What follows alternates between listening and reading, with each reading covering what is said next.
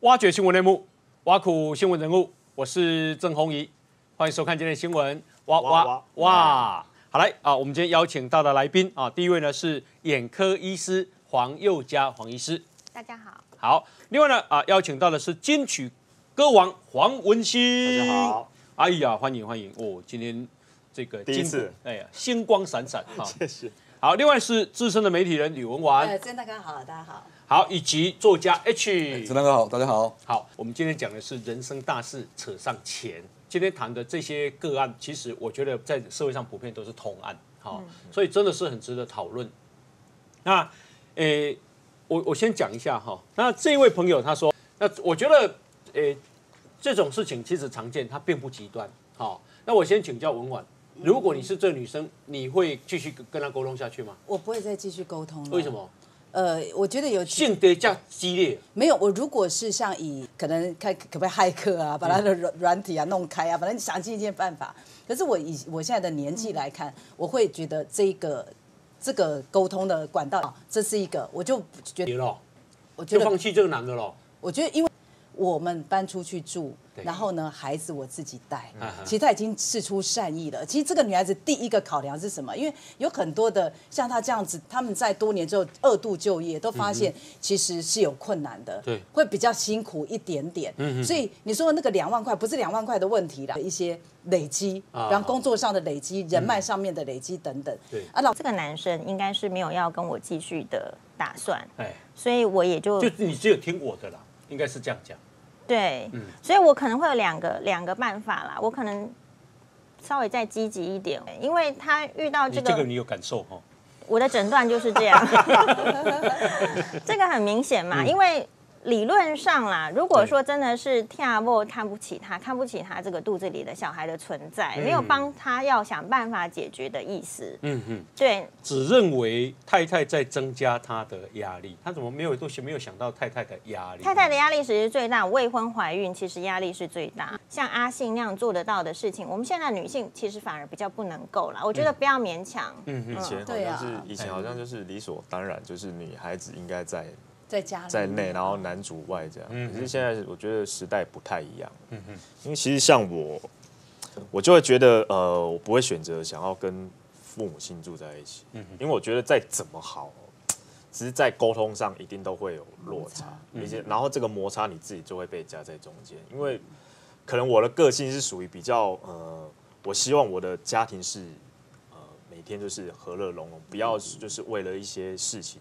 但是你说如果跟自己爸爸妈妈还有我自己的老婆住在一起的时候，这个我觉得摩擦再怎么好，这个比如说我爸爸妈妈再怎么好沟通或者是怎样，我觉得多少都还是一定会有住过吗？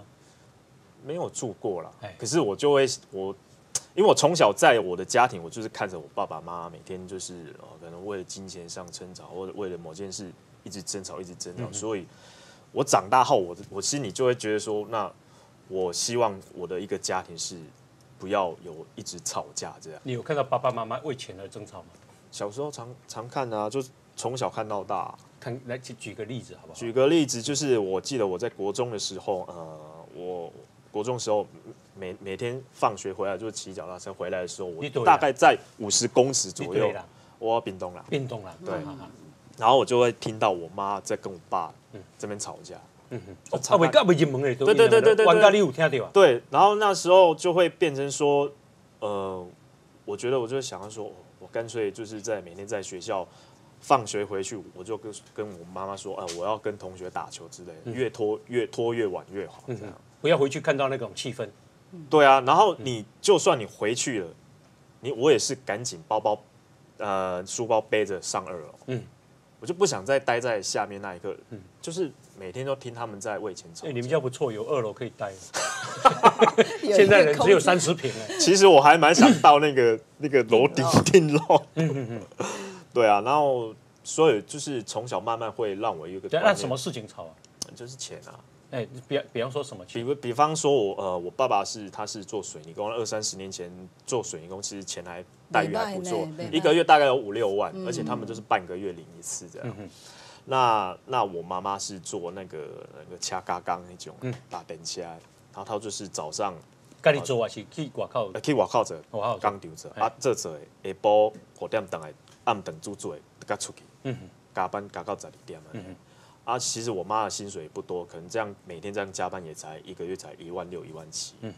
但是我爸爸他可能虽然他也是很辛苦啦，可是他就是觉得说我的那个我的那个开销就是花费啊，他的生活费就是他就是一定要有一个程度的花费这样。比如说他一个月6万啊，他生活费都拿2-3万这样。哦，你妈妈？他自己留着，然后剩下3万给我妈妈。哦，上班一劳力上班。对对对，然后有时候我妈会说啊，可能这集吼太太爱看哦。没有，有时候就是时间到啊，要缴生活费或者要缴学费啊，干嘛之类的。然后有时候我妈就会跟我爸说，那个你可不可以省一点，就是多给我一些，就是因为要缴东缴西这样。可是我爸就觉得这个就是他的娱乐，就是娱乐费，他的生活费，他就是要这样。那剩下你可能你要自己想办法。就是然后哪有什么剩下自己想办法？这真的他哪了有什么办法去抢银行啊？就是啊，有时候我妈就会东借西借这样，就是所以会常常因为这个东西，然后在那边争吵。一个人开销那遐大，等于一个家庭的开销呢。就是他剖成一半嘛，6万1半嘛。就是我爸是，你唔知道做水泥开销做大吗？吃槟榔吗？还是吃威士忌配的？要上班的时候要坐警车，你唔知吗？哪有？哦，跟你高交际的那个也没有交际，他就是一个员工而已。可是他就是对于这方面，他可能也比较爱花钱啊。我跟你讲，爱吃槟榔，你看看追，你看有他一寡东西啊。每天就是可能一个礼拜有7天，他都每天都知道哪边有夜市这样。雅琪啊，吃喝啊之类的。跟你一个去吗？真的。跟你一个去雅琪。有时候我就会跟我爸爸可不可以带我跟我弟弟去这样？有时候他还不太想带啊，带我们去，他就是我跟我弟逛我们自己，然后他逛他自己，然后他说等到时候时间到之类的要去找他这样。唔当啦，雅琪啊，危险，没过去的。对啊，我爸爸就是吃喝，就是这种花费这样啦。这等一下再说，好不好？来，我们先休息，进广告。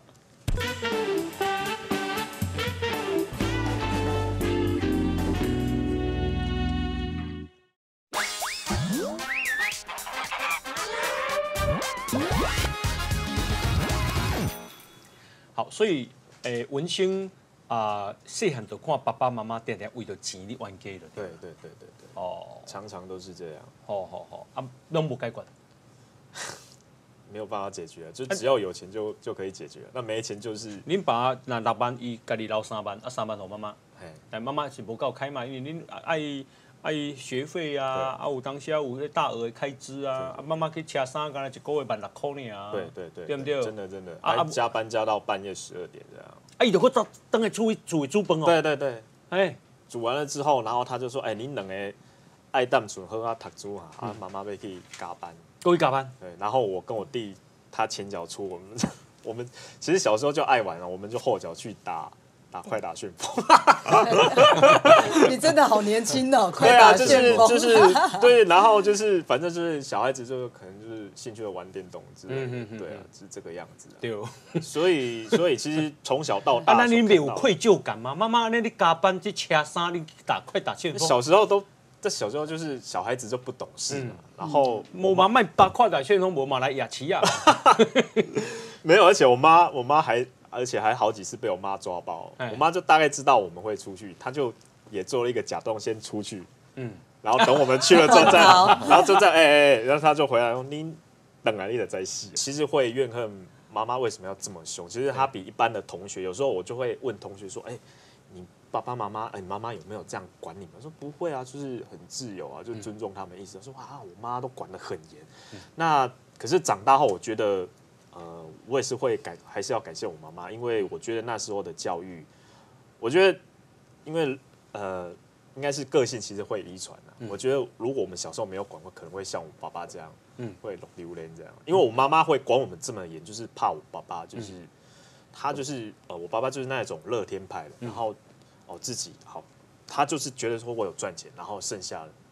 这样就好，有的住，有的吃，有的喝啊，这样就好，就赚多少花多少。我爸就是属于这种，然后也不会想要存钱买房子。他说，啊，就租房子或者是随便那种破房子住就好了。可是我妈妈就觉得说，她是要给我们给自己的小孩有一个越来越好的环境。对，然后不能就是让我们在同侪之间不要让我们显得好像很自卑这样。对，因为我好像还永远记得一件事，我有一次我记得国小的时候，然后不是自然科学那个课本嘛，有一个教就是会做一个劳作，就是一个水桶，然后接一个管，然后就是依这个地心引力，就是水你只要把那管越往下，它水会喷得越高。那压力的关系。对，压力的关系。那这个东西其实在文具行都买得到。然后老师说啊，明天要准备哦，然后请各位同学一定要带了。然后班上40几个回去之后，隔天我那当晚就说妈，我明天要买劳作那个自然科学的怎么，然后可不可以去买之类的？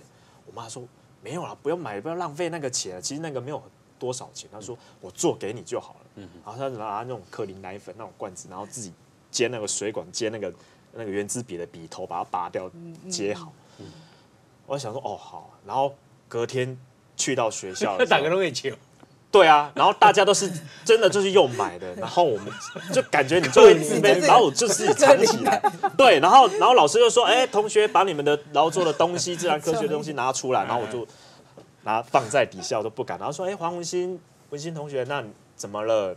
你没带吗？我说有带啊。然后有带拿出来啊，然后一拿出来就大家都在笑这样。其实就会觉得也是因为钱嘛，就没钱啊，对，现在就看散，对，所以就会觉得很自卑。那我觉得我妈妈在做的事就是希望，那我下一次我一定会用 S26，比较好的奶粉，这样有比较好吗？啊，有英文字 S， 对啊，从小反正重点就是从小到大我看到了那个情境跟给我的教育观感，跟印象，我就觉得。我不想把这个东西带给我下一代。了解，那譬如讲一个月30天，恁爸恁母啊玩几天？啊，29天嘛。大家玩哦。有一天可能是我们爸爸去没地去我妈下是真的啊，就是每天只要见面，就是连炒菜啊、煮饭干嘛的时候都可以炒啊。只要见到面就炒。当时要交什么钱、什么会啊？你还可以讲。什么钱？啊，你迄不是有啊？我不是拢给你啊？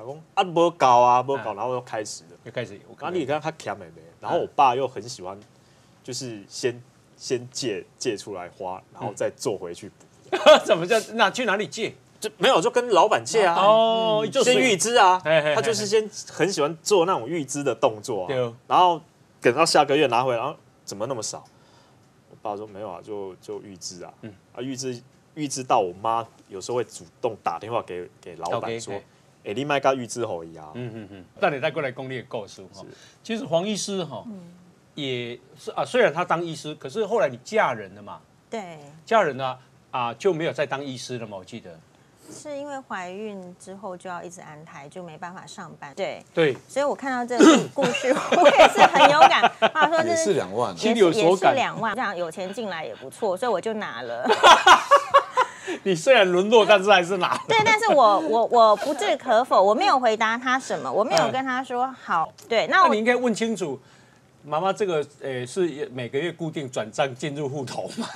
没有啦，他们家可能会，但我的意思是说，反正后来就是好景不长嘛，就是好景不长，有断粮。那就是除夕的那一天晚上，我直接拿过那一次2万块而已。啊，下个月就没了。等一下回来我们继续讨论。来，先休息，进广告。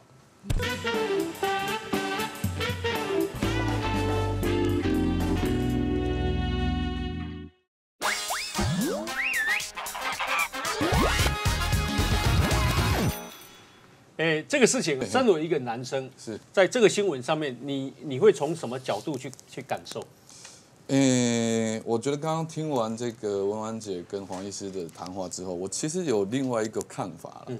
因为其实像我们到了这个年纪，很多朋友们大家都有小朋友，或者是他可能刚生完小孩子出来，结果他们夫妻俩可能都愿意这件事有哦，你不能这样讲，没有没有你想的这么简单。我知道，要去采买，要去王姐，带王姐，真的，我这边讲意思，都不懂女人的苦。我这边讲意思就是讲，你内底美感在单位，如果今天公公他要的东西，我这边有一段距离，中间这个润滑剂跟沟通的桥梁，其实扮演是之后啊，他要帮小孩喂奶奶，帮小孩洗澡，哇，那画面好可爱。我跟身边这个男人，我脚踢他一下，半夜起来帮我喂奶，我想太多了。所以说，你如果这还多了2双筷子而已，你想的有那么委屈吗？这是男人。这跟我刚刚讲的接近了，但是就是不知道说他跟那个公婆相处到底是。我跟你讲，男网友讲一句，伊叫做讲3句。女网友有个女网友反击说，如果是要你住老婆娘家，然后这样做，你愿意吗？要你去住娘家，你愿意吗？你会这样认为吗？台湾的长辈很少人能做到同，更是一个大悲剧。你敢纠正吗？你敢要求他们不要管吗？公婆对于媳妇不是自己的女儿，能接受这样的要求的公婆更是极少。你懂现在的工作环境吗？你能理解女性在职场的危机吗？留职停薪2年，不要说女性，连男性都一样，提出这个要求就等着被炒鱿鱼吧。还没优秀到公司没有你会倒，何况2年也是可以找到一个人人才，然后训练到很好。所以公司更不是非谁不可，况且他还在试用期，等到他生产也不过正式录取半年左右，然后就留职停薪。台湾几个老板愿意答应啊？如果你是老板，你接受吗？全职家庭主妇的感受跟辛苦吗？这不是多1双筷子2双筷子的问题，小孩也不是妈妈一个人就能生，照顾小孩不是妈妈一个人的责任，饭是大家都要吃，家里的生活环境是共同的，也不是妈妈讲的不是没有。他讲的对啊，他讲的对，本来就是，而且我跟你讲 ，H， 你刚刚讲说什么2万块，这个你当然以所谓的普遍的这个角度来评论，非常好命的。其实我后来想，人没有那么好的，就像法院为什么法官都要把坏人就是想成他的好，他只是不想要冤枉人。所以我们在面对人的相处的时候，我只是因为我不想要冤枉人自己。公公嘛，算美败啊。没卖啦，有些真的连给都不给，对，孩子是你生的，你给100万刀，你就是乖乖啊，搞我那个啥，抓囡仔噶。我们先休息一下。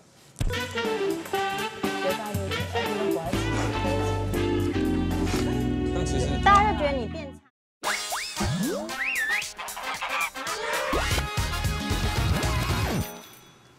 好，这个文星他在还没有成为超级偶像的歌唱比赛之前，其实你本来做什么工作？汽车制造业什么都有啦，就是电子的，然后铁工厂啊，然后像什么食品加工都做过，然后厨师也做过。哦，你这样搞呢，大行都一样。其实也不是那么好，因为我就觉得工作不稳定，其实父母亲都会担心。那我对工作剃钢秀你是创啥？剃钢秀呢，就是人诶断毛啊、断剃那种。你做遐济工课，对，这个你的未来家己的感觉就有前途。其实很茫然的，就是我觉得工作好像你没有热情，其实你就会想要去换。然后就是可能做了有些工作你没有兴趣，可是至少热情要在嘛。可是你热情还是没有办法，还是会被时间给磨耗掉。大概都做个1年半左右就会换工作。你讲你生技公司上班的时候，你就熟悉你的小你12岁的女朋友。对，就是。你准你几岁？那时候29岁吧，29。小你12岁，他就是17岁。对。你熟悉3个月都被女朋友的爸爸约出来面谈了。因为他那时候还在读书嘛，还在学校读。对，那高中。对，高中。我早间嘛，才16岁呢，这听起来真的好。差不多啊，伊这边熟悉一个比较大12岁。哎呦，这以为来谈一谈。没有啊，就是他爸爸那时候就约我们聊这样，然后他就是说，希望其实自己还是会怕啦，就是不知道是不是就会预想一个情景，就是说是不是会被骂之类的。可是我觉得他爸爸还蛮好的，就是见到面他就说觉得就是课业还是要为重，对，尽量不要就是影响课业，交往可以，但不要影响课业，对，因为可是正常的，我现在是为人父亲嘛。可是如果是我现在回想一下，如果是我，真的会很生气，因为我的小孩还在读书，然后那个你在工作了，那我觉得这样不太好，因为我通常会霸路啊，对，就大人的世界，就还有一个什么？是那个啊，马路啊是啥？霸路啊，就是在拔钉子那种哎呦，铁的啊，这我在，哎呦，西人呢？对啊，所以那时候其实他爸爸就是我觉得还蛮好的，就是说不要影响课业为重就好。啊，这不错啊。对啊，就是让我们。你几岁哈？恁丢人啊？现在54岁、56岁左右，少年呢，比我还年轻哈。对。后来你是2007年女朋友帮你报名超级偶像的比赛嘛？对。你开始进入演艺圈嘛？对啊。但你那阵比赛嘛，做竞争的对不？那比赛很竞争啊。他那时候帮我报名的时候，其实我没有想要去比赛。后来他是因为看了那个广告之后，隔天他马上帮我报名。然后他就跟我讲说，我有帮你报名那个歌唱比赛超级偶像。我说你干嘛要报？说没有啊，你就是好像还蛮喜欢唱歌的，而且就是你为什么不去试试看？我说没有啦，唱歌那个只是兴趣而已，不能当饭吃。因为从小在自己南部的在屏东的时候，妈妈都会说，就是这种东西你不要去妄想啊。但是我们也没有想要，你也没有妄想啊，我没有妄想。可是我妈就说你卖他们请微博，那个你要好好读书比较重要，那个都是很遥远不切实际，这样都会先浇冷水。对，就是确实这条路也没那么好走。对，做父母亲的其实都是这样。对，然后他就帮我报名，我就想说没关系，反正就去玩。也不要因为比我会唱的人，我觉得太多了。自己也可能没有那么幸运。对，那想不到就是去了之后还蛮幸运，一直到过关斩将。对，就一直到10强，我突然就有一个想法，就觉得说，我上半辈子这样28岁之前就是一直换工作，然后也不知道自己兴趣在哪里，然后每次一开始做陶修后边的练，那我是不是可以把这个当作是我的事业去好好的去冲刺，对，冲刺去经营它。对，然后那时候在10强的时候也就辞掉工作，因为公司每次因为我们录影时间是录影是礼拜6，然后彩排是礼拜5，所以每次礼拜5是最繁忙的时候，我都会请假。其实公司早就想要把我 cancel 掉这样。就给你干掉。没有要干掉。然后后来是我自己。今麦需要有名，去跟公司讲一下什么名？不要啦，不要，人家现在还在。对，那没有啦，他们其实也很好，是我自己站在不好意思的立场，然后他才讲说，其实他也很不好意思讲，他就是老板也说，其实他很早就想跟我讲这件事，可是他又不好意思开口这样。其实老板也不错，然后后来就过着就是没有收入的日子这样，然后。哇，那时候比赛，所以你为了要比赛专心，所以你把工作嘛辞掉啊。10强那时候因为很重要。嘛就吃饭啊，敢有钱好吃饭？就都3餐吃卤肉饭，然后资源就是可能我大姑后来知道，因为我妈妈就知道说我应该是没钱没工作了啊。然后他就说你要怎么办？我说没有啦，就反正我自己会想办法，就不想让妈妈为。就是他年轻的时候为钱在担，又是钱，然后我们长大，然后我自己也快30岁，还是钱，他还要为钱，我就觉得太对不起自己的父母亲了。然后我就说没事，我们自己会去处理。然后就我的老婆就是有时候会跟朋友或者是跟他妈妈借钱这样。这个老婆对，一档几回？就大概18岁左右了，就已经开始帮你终极。对啊，真的。然后那个。当然，我妈妈知道，我亲戚也都知道，说我什么大姑、2姑、3姑，还有叔叔也是会各资助1万块给我，然后我就把那些钱就是1个月慢慢花。我记得那时候1个月就是生活费嘛，如果加房租不要算的话，大概是7、8千块。那很低啊。就是每天我就是在那时然后我们住在跟我弟住一起，住在延平北路3段附近。然后那3段不是对，就是有很多小吃嘛。对。然后我就去找了一间那个卤肉饭很便宜的，现在好像我之前有回去看一下，好像没底。然然后它就是大的卤肉饭，就是便当，然后饭很满，这样才20块，然后加颗15块，20块，然后加颗蛋，大概在25左右这样。那有可能今嘛一个卤肉饭拢40-50块那不呢。可能，不怪就斗啊。现在没有啦，现在没有。有对，然后那时候10年前就是还有，然后就是他一个我一个这样。你们女朋友嘛，讲卤肉饭，他其实他后来才吃了3个月之后，他才跟我说，他其实他不喜欢吃卤肉，他喜欢吃意大利面。可是他都没有说啊，你为什么不讲呢？他说没有，就是觉得说算了，就是跟我一起这样。爱着较惨死真对啊，然后就是一天都吃2餐。意大利面吹无20块的。对啊，吹不辣。意大利那种100块起跳的，比较贵，然后一天就是吃2餐，那就是等一餐就是一天就是100块这样，2个人这样。哦，安尼贵3个月呢。对，然后1个礼拜加1次菜，加菜是怎样？就是在那边再叫一块排骨，或者是叫个炒青菜的，叫加菜。哇，可怜。3个月每天都吃卤肉饭。天哪！他说他好怕，然后今摆看到卤肉饭会惊哈。必先苦其心志，劳其筋骨，饿其体肤，风华其身。对，真的。哎，越过去了。对，其实现在想想，当时的时候是还蛮苦的，可是其实，在苦的时候也没有想那么多，就觉得还蛮开心。有一天你就会觉得那个苦日子其实有甜味。对，真的是。来，我们先休息一下。真的。在座可能只有黄医师没苦过。有啦，我对。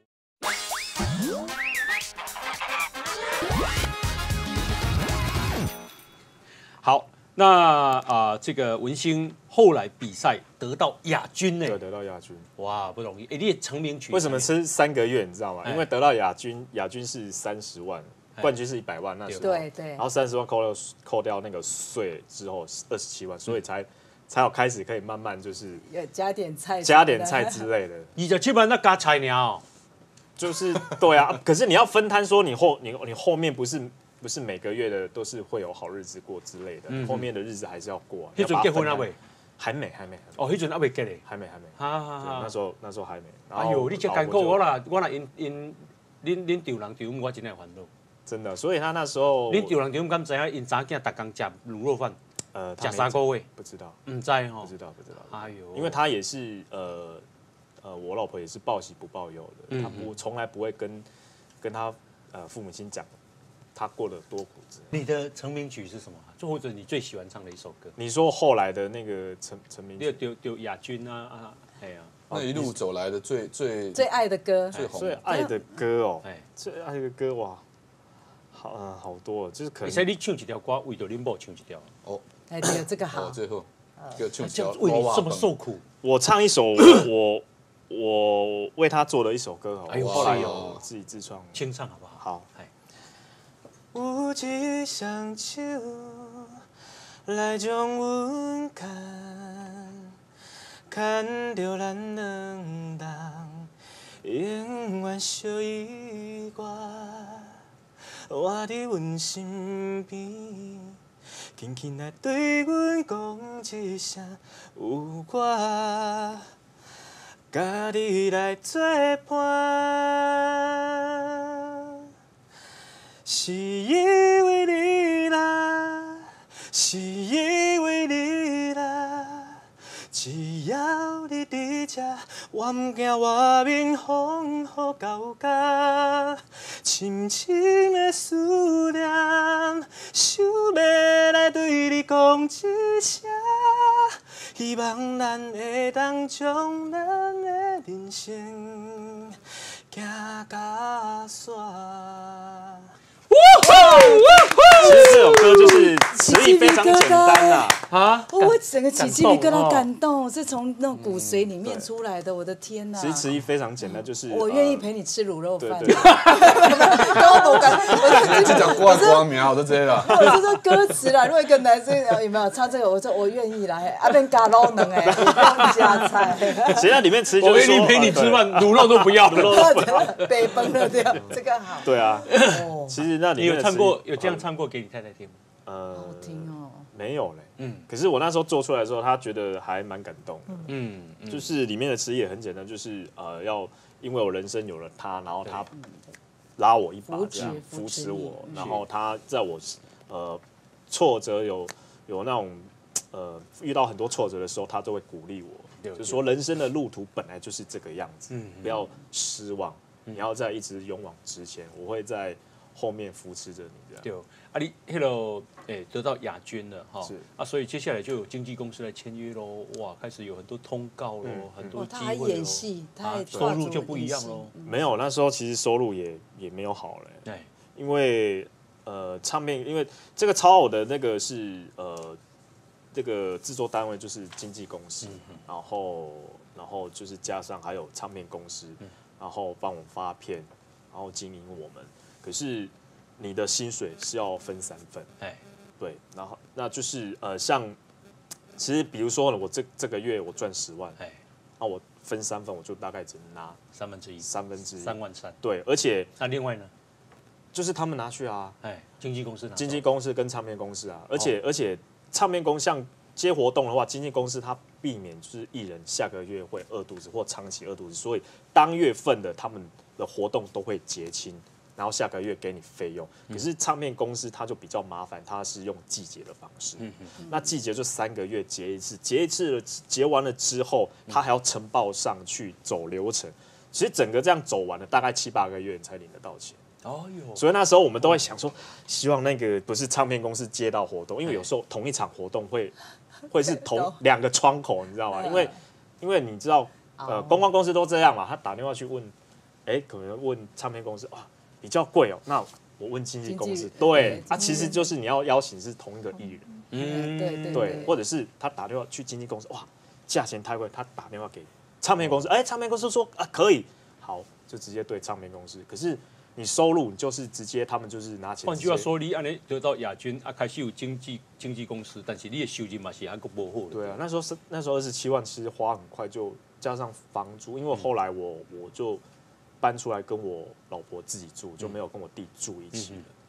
因为在一起还是难免会有一些摩擦啦，一定会对再签的。所以刚才在讲那个时候，其实我感受蛮深，因为我跟我弟很好，可是就会因为那个摩擦，然后破坏掉一些，比方说我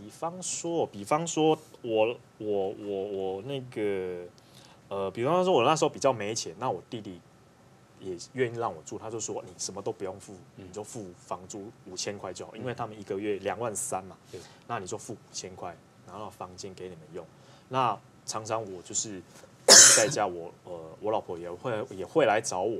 那再比如说的民生用品。卫生纸，卫生纸就有一次就非常好笑，放在厕所的时候，然后呢，一开始我老婆去上厕所，有卫生纸好好的整包，好上完的时候回来就是换我弟他老婆进去上完了，他又再要去上的时候，他就突然回来跟我讲说没有卫生纸了，对，他说因为涨价了，不是，他会觉得说我好像一直就是没有。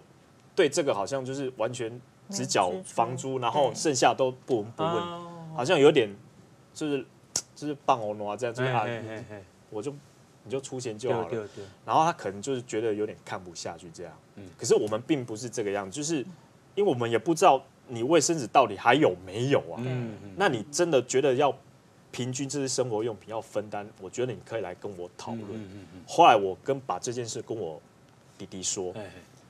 他就在那边打网络，说没代志啦，不要跟我说。可是真的没要紧吗？我说你还是要跟他讲一下，我觉得这个会有问题。可是他还是就是觉得那个是小事情。对，男人有时候会觉得是大辣辣的啦。对，可是我站在我老婆的立场，会觉得这样不好吧？因为我们同住一个屋檐下。你站在你老婆的立场，这个事儿呢？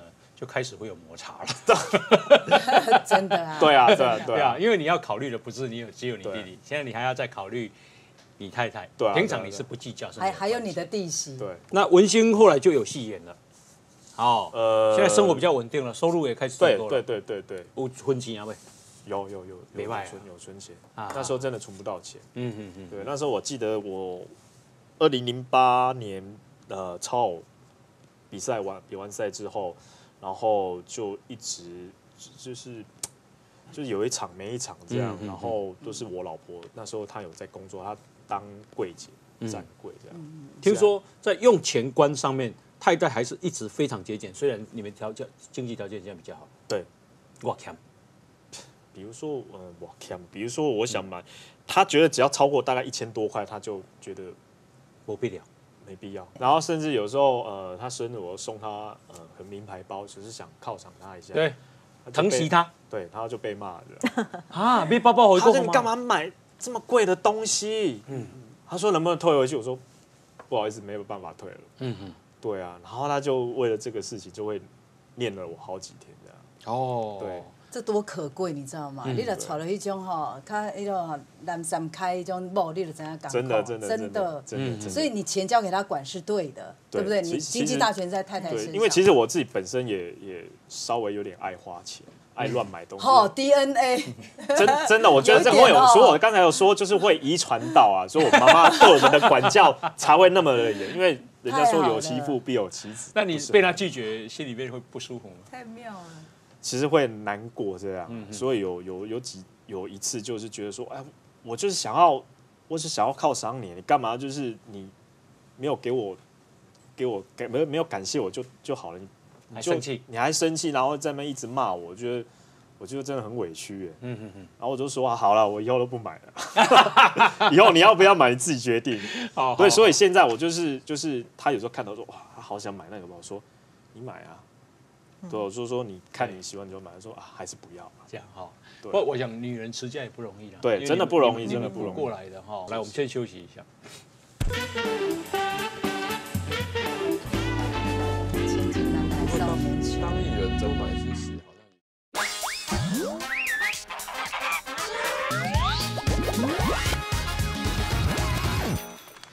这个文心他们很辛苦，不过没有慢慢的渐入佳境。我相信你也愈来愈好。谢谢。这样，不过文心本来是一位铁齿的人，对。那可是后来因为接触了信仰，所以开启不一样的人生。这怎么说？怎么说？因为应该是说我29、28岁之前，其实我做很多事情我都觉得不顺，就觉得自己很衰这样。那到后来，因为我那时候跟我弟住一起的时候，我弟弟他跟他老婆很爱四处东问问西问问这样，工作未来的工作运势什么之类的，然后他就会说，哎，哪一间还算蛮准的，这样不可能全部准嘛，就算有讲了一些事情算蛮准，你要不要去看看？我说不用，一直讲到我26岁啊27岁，讲到我29岁，那时候人家不是说逢9就是运气会比较不好，然后我就会觉得说，真的是这个样子嘛？因为我个人是觉得，只要不要做坏事，为什么一定要有信仰？就不要做坏事，我觉得老天也不会亏待你啊。这样就是这种心情。对。那没想到，跟我想的真的就是不太一样。好像我跟宗教就是这辈子真的是很有缘分。然后我听完我弟那时候介绍完之后，然后29岁，然后跟我现在的老婆那时候也是过着非常苦的日子。然后我就突然就有一天想到说，要不然我去我弟说的那间公庙去问看看。然后于是我就去了是一位技工师傅来办事情。他办事，然后他就问了我说，你快30岁，他就查了一下说，好像你都对自己未来都很茫然，对不对？因为我是问工作，我也没有说我做什么。对。我说对啊。我那水里丢呢。对。他说好，那我介绍到你去一间庙拜拜。我说你公庙还会介绍到别的地方拜拜？这好像是加盟。我也不知道，我第一个反应是正常，你去那个公庙就是在那边处理啊。可是他介绍我到别的地方拜，他说我介绍你去行天宫拜。我说行天宫好像很近啊，在住延平北路，其实去民权东路那边其实很近啊。他说但是你要去三峡的白鸡行天宫。我说我就查了一下三峡白鸡，哇，那有点远呢，在半山嘛。他说因为你去收他，因为你这个人比较容易不好意思，你就是脸皮比较薄，所以我让你去那个地方拜。我说我去哪里拜跟脸皮厚薄有什么关系吗？脸皮薄的都在三峡在行天宫，脸皮厚的都在民权东。演一下，没有啦，就是后来我也一直路6段那样，我一直领悟不出来，然后他就讲，他反正就讲说你大概中午哪一天，大概中午11点，日正当中的时候，然后去，一定要在那个时辰，然后你去博杯求他收你当义子，我就不疑有他，想说啊，反正现在运气也到一个背了，对，试试看好了，从来没有试过这个，我说好啊，然后到那一天来到了，我就跟我老婆，那时候只骑摩托车，然后骑着摩托车到那个三峡百济行天宫，然后我就开始上完香之后，我就博杯，后来我才明白说他为什么说我脸皮薄，让我去那边拜，因为我博杯博了40分钟，弄博杯。对他直到40分钟，他才让我有杯，然后收我当义子，然后我才想说哇，因为白金行天宫人很少，普通日的时候人很少，可是你在那个台北市的行天宫，它普通日哦，无他这时间好，你啊那讲占掉，而且对，没有，而且非常多的人，非常多人在拜拜，然后你自己在那边博40分钟，人家也会觉得说。可能连里面服务人员也会觉得你到底会不会，还是你在干嘛？这样引人侧目，而且我又不希望引人侧目，我就觉得说我自己的事我就自己弄就好，你不用来跟我解说我干嘛。然后我博了40分钟，好有了之后收我当义子，然后他那个技工师傅还有说，他收你当义子之后，你要回来禀报我，可是我后来就没回去，因为我还是半信半疑啊。好，那一直到我老婆帮我报名。后来隔没多久就超我那个广告就出来，然后我就报名，然后就参赛。本来一开始52强的时候，因为他要初赛、复赛、决赛完了，你才可以进摄影棚，然后摄影棚就是52个参赛者，然后再逐一淘汰，竞争激烈。我本来一开始就要被淘汰了，后来就是有老师帮我讲话按灯，本来就是3个灯，只要其中3个灯全亮。全部打叉的话，就是要淘汰。可是后来就是有一个老师，他就亮圈，他就给我一次机会。那老师应该姓关嘛？没有，关圣帝君。我还记得那个老师，是赵永华老师。哦，对，赵永华老师的关圣帝君的化身，对不对？真的吗？哇，那太神奇了，就搞来，然后就让我一打电话问他一直下，就进入那个比赛，然后一直。其实我觉得我非常幸运，因为我说了里面其实很多会唱，可是每次我遇到 PK 的对手，其实实力都在伯仲之间。所以我参赛一直到比赛完，我好像只失败过一次。对，就是配到了，抽到了参赛者，我对到 PK 的参赛者，其实实力都刚好差不多伯仲，不会是遇到那种超强的，对，或者是有些老师觉得他特别喜欢他的风格之类的。请教我的波比哦。然后每天我记得那时候我礼拜5我们会先去彩排，礼拜6录影，录影完我隔天会去行天宫拜拜，我就觉得三峡对，是不是有拜阳哼啊了哈？不会了，然后就拜拜，就跟他说，这个礼拜那个老师他觉得我唱歌不够有感情或之类，对我有所挑剔，然后我就说看能不能下个礼拜对我印象好一点，可是。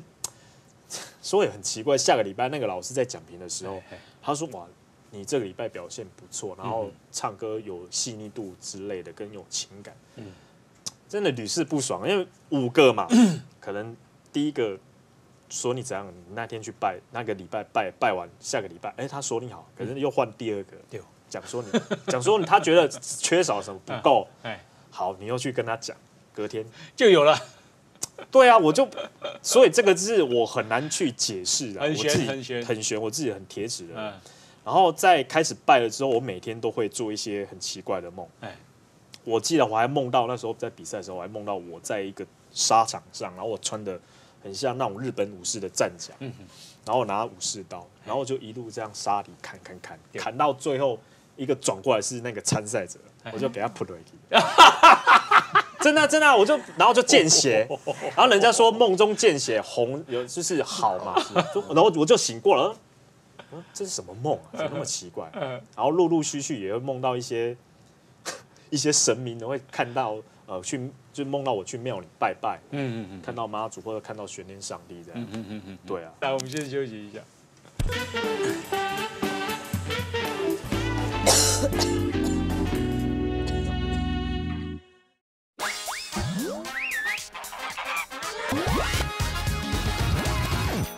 好，钱的事情啊，其实 H 也有个大学的学妹，其实男方家境是很富裕的，对对，对不对？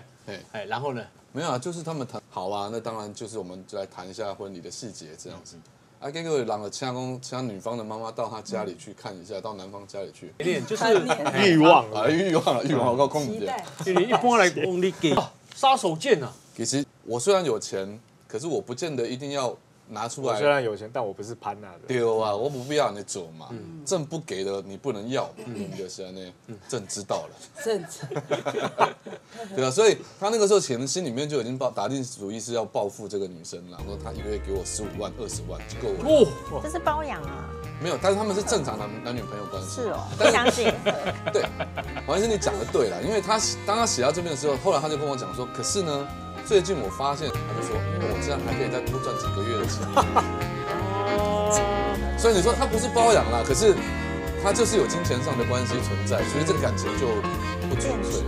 对，我觉得他有点作践自己。但是其实现在很多女生都遇到这样的问题，男朋友拿不出钱来，她交往，我都高了，